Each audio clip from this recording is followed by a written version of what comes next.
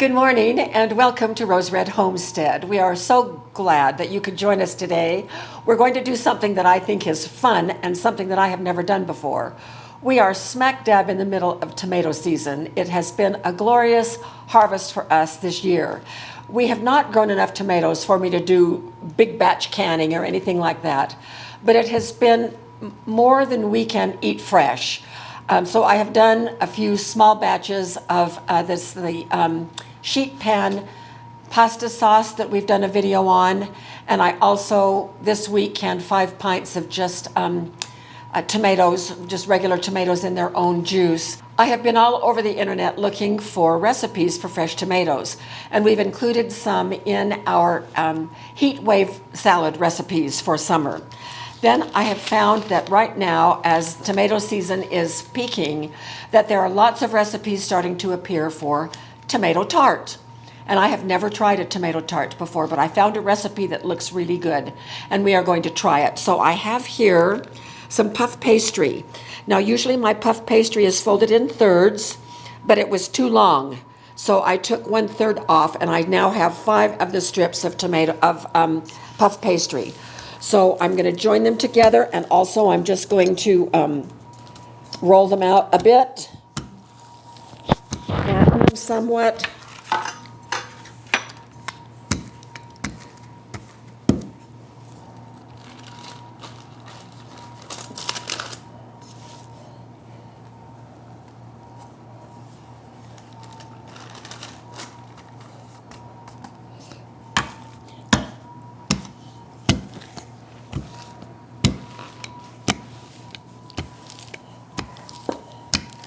So we have it just about the size of the parchment paper.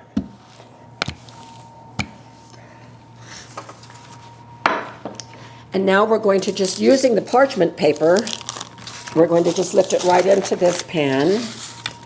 And I am going to take 1 beaten egg, and we're going to go around the edge about 1 inch.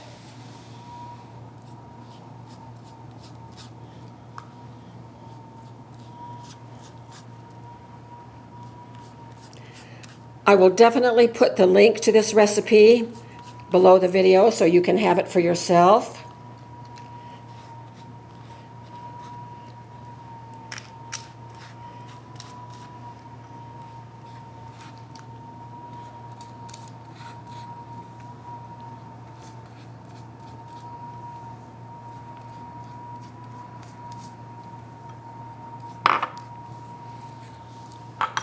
Then we're going to take the edges and just roll them over. Take about 1/2 inch of the edge all the way around and just sort of roll it over. So this will be more like a little rim. You can think of it as doing the edge of a pie crust if you wish.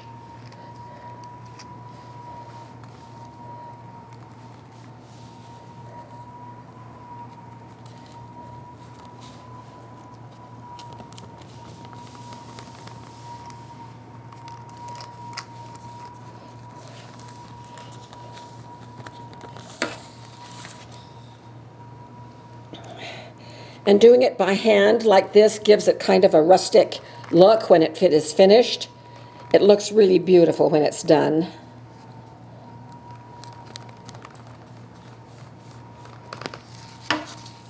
And it's perfectly okay if it's not even. That adds to the rusticness of it.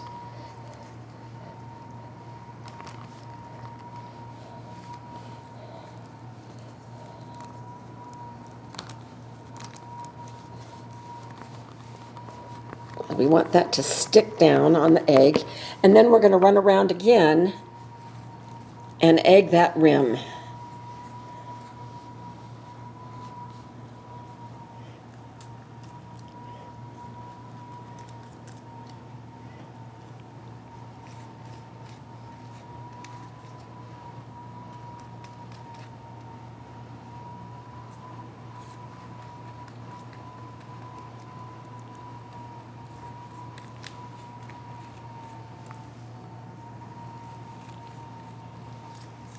Okay, I think that's good. And where it's a little bit thick, I'm just pulling it out into the middle. So we don't want cooked egg there. With a fork, I'm going to prick the dough all over.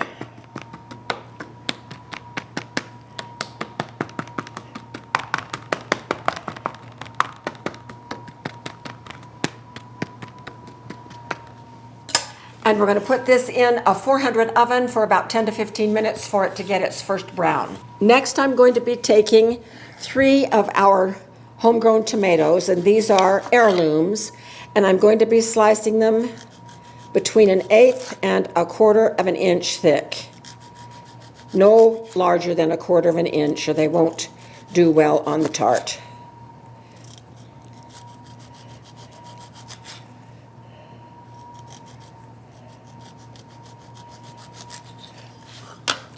And I'm just going to place them randomly on this paper towel.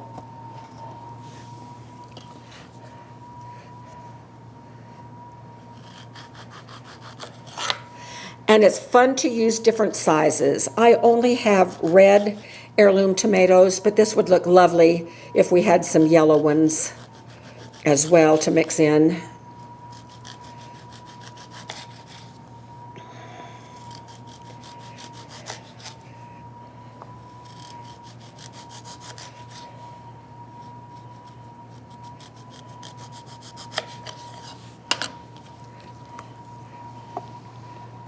What we want to do here is we're going to use salt in just a minute to force some of the liquid out of the tomato. The tomatoes have been washed, and we didn't use any insecticides, so these are very organic. We hand-pinched tomato worms all summer.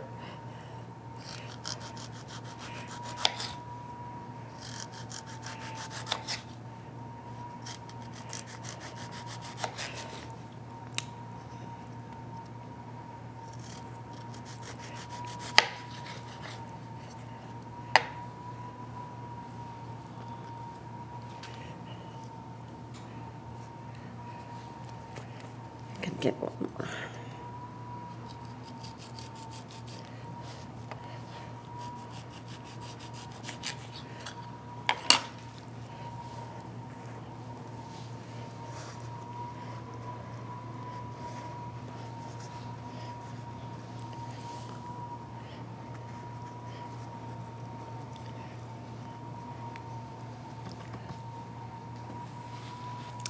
Now I'm just going to sprinkle these with salt. And it's not going to add to the saltiness of the tomatoes, and this salt is to draw the liquid out. And then we're going to pat it dry, so we'll be getting most of the salt off of these. We just want enough on there to draw out the liquid. Okay, that is done.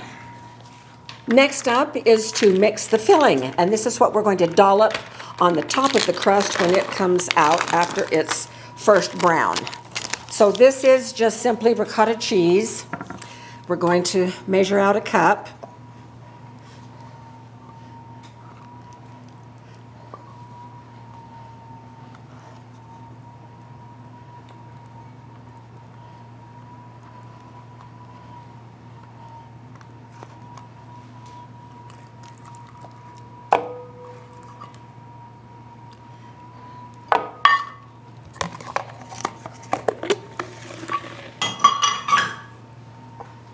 And to that, we're going to be adding some salt and pepper and Italian seasoning, and I have about 1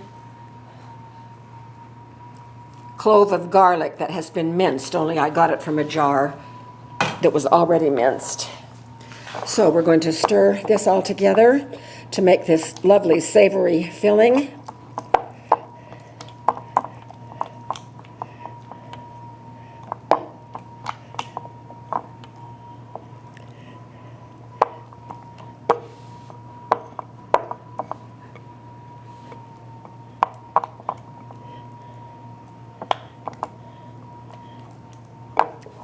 And we wait. So just as soon as the crust has finished its first browning, we'll come back and we'll put this together. The pastry has been in the oven about 15 minutes. So now I'm just gonna dollop this filling all around. It's been out maybe 3 or 4 minutes.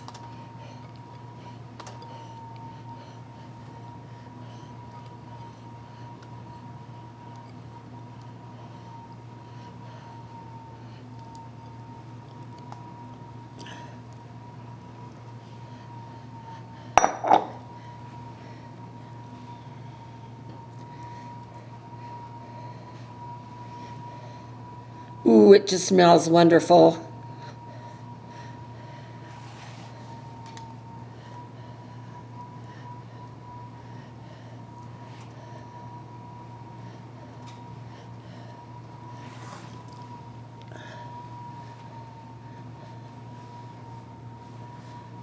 Hands are clean, no worries.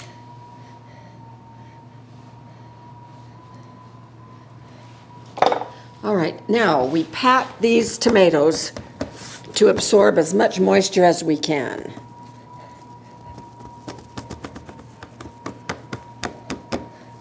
Picking up a lot of the salt as well.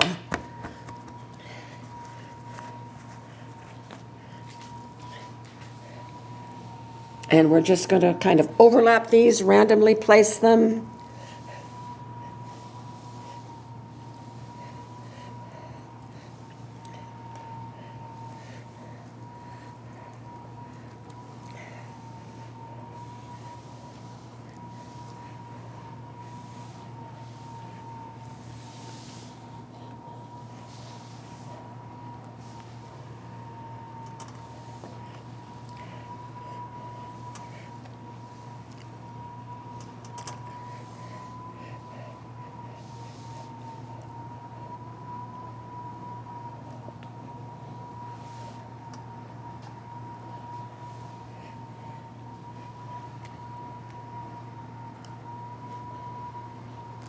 Okay, going back in the oven for another 15 minutes to finish crisping up, and it should come out golden brown with the tomatoes done. So we'll be back when we're ready to take it out.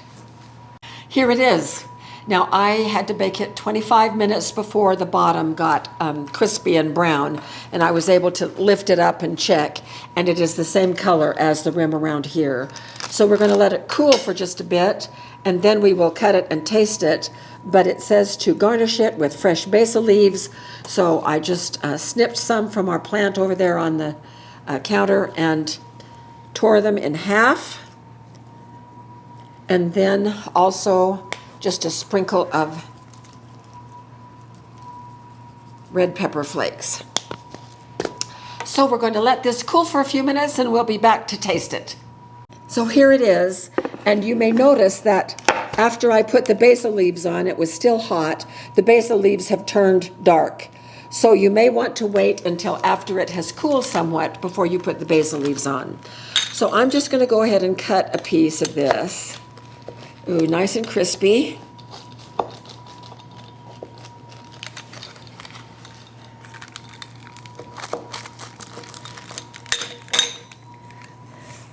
We can take a look at how layered it is in there and what the back looks like.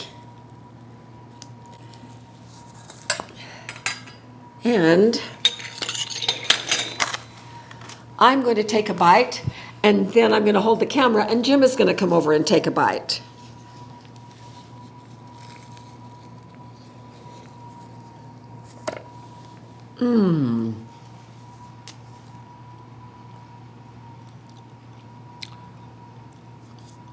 Oh my goodness.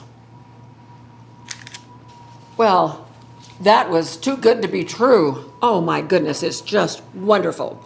So I'm going to go get the camera, and Jim is going to come around and take a bite and give you his impression. Okay, I'm going to go ahead and take a bite and see if it's as good as what Pam says. I'm sure it will be.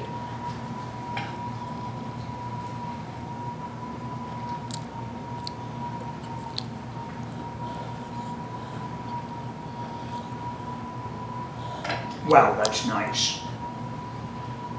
I like the taste of that. It tastes very Italian, doesn't it? That's nice. It's mild, cheesy. It tastes very good. Well, this is certainly going to be a keeper of a recipe. What a great way to use fresh tomatoes. Now, I thought that perhaps the tomatoes were going to get more dry, but rather they're just going to be cooked through. The tomatoes are still soft, the filling is still soft and creamy. This can be served warm or cool. And so either way, it's like kind of a little flatbread with a very Italian, savory, wonderful, melt in your mouth feel once you take that bite. So I hope you try this and let us know what you think. And we will be back very soon with more videos.